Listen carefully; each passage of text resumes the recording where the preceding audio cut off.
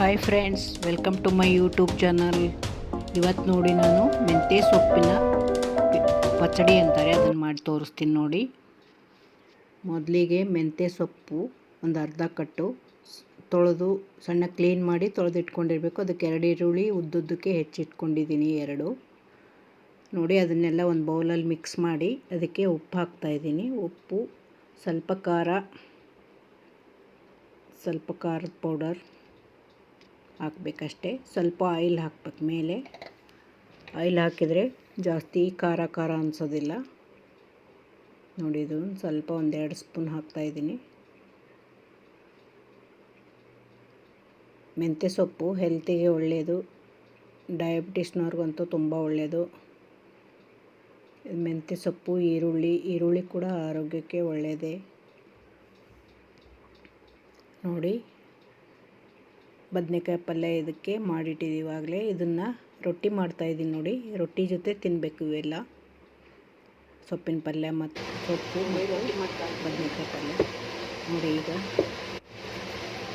ರೊಟ್ಟಿ ಮಾಡ್ತಾಯಿದ್ದೀನಿ. ಬಿಸಿ ರೊಟ್ಟಿ ಜೊತೆ ತಿಂದರೆ ತುಂಬ ಚೆನ್ನಾಗಿರುತ್ತೆ, ತುಂಬ ಟೇಸ್ಟಿಯಾಗೂ ಇರುತ್ತೆ. ಅದು ಕಹಿನೂ ಅನಿಸೋದಿಲ್ಲ. ಮೆಂತ್ಯ ಸೊಪ್ಪು ತುಂಬ ಚೆನ್ನಾಗಿರುತ್ತೆ. ಅದು ಪಚಡಿ ಅಂತಾರೆ, ಮೆಂತ್ಯ ಸೊಪ್ಪಿನ ಪಚಡಿ ನೋಡಿ. ಬದನೆಕಾಯಿ ಪಲ್ಯ ಹಾಕ್ಕೊಂಡಿದ್ದೀನಿ, ರೊಟ್ಟಿಗೆ ತುಪ್ಪ ಹಾಕ್ಕೊಂಡಿದ್ದೀನಿ. ಆಮೇಲೆ ಮೆಂತ್ಯ ಸೊಪ್ಪು, ಈರುಳ್ಳಿ ಎಲ್ಲ ಮಾಡಿದ್ನೆಲ್ಲ ಸಲಾಡ್ ಥರ ಅದು ಹಾಕ್ಕೊಂಡು ರೊಟ್ಟಿ ಜೊತೆ ತಿಂದರೆ ತುಂಬ ಸೂಪರಾಗಿರುತ್ತೆ. ನೀವು ಮಾಡಿ ನೋಡಿ, ಈ ಕಾಂಬಿನೇಷನ್ ತುಂಬ ಚೆನ್ನಾಗಿರುತ್ತೆ ನೋಡಿ. ಬದನೆಕಾಯಿ ಪಲ್ಯ ಜೊತೆ ತಿಂತೀನಿ, ನಂತರ ಸೊಪ್ಪು ಅದ್ರ ಜೊತೆಗೆ ತಿನ್ಬೋದು. Thank you very much. ಹಾಗೆ ನೋಡಿ, ನಾವೊಂದು 6 ಮಂತ್ ಬ್ಯಾಕ್ ಊಟಿಗೆ ಹೋಗಿದ್ವಿ ಎಲ್ಲರೂ. ಟೂರು ತುಂಬ ಚೆನ್ನಾಗಿತ್ತು.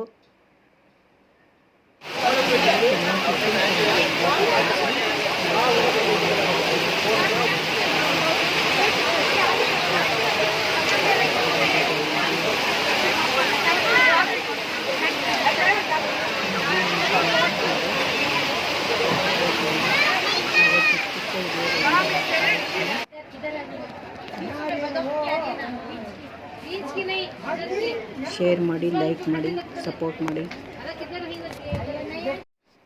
ಹಾಗೆ ಇದೇ ಥರ ಚಿಕ್ಕ ರೆಸಿಪಿಗಳನ್ನು ಹಾಕ್ತಾಯಿರ್ತೀನಿ. ನನ್ನ ಚಾನಲ್ನ ಎಲ್ಲರೂ ಸಪೋರ್ಟ್ ಮಾಡಿ. ಹಾಗೆ ಕೆಲವೊಂದು ಫಂಕ್ಷನ್ಗಳಲ್ಲಿ ಬೇರೆ ಟೈಮಲ್ಲಿ ತೆಗೆದಿದ್ದ ಪಿಕ್ಸ್ಗಳನ್ನು ಹಾಕಿದ್ದೀನಿ, ಫೋಟೋಸ್ನ ನೋಡಿ. ಎಲ್ಲರೂ ಇದುವರೆಗೂ ವಿಡಿಯೋ ಹಾಗೂ ಫೋಟೋಸ್ ನೋಡಿದ್ದಕ್ಕೆ ತುಂಬ ಥ್ಯಾಂಕ್ಸ್.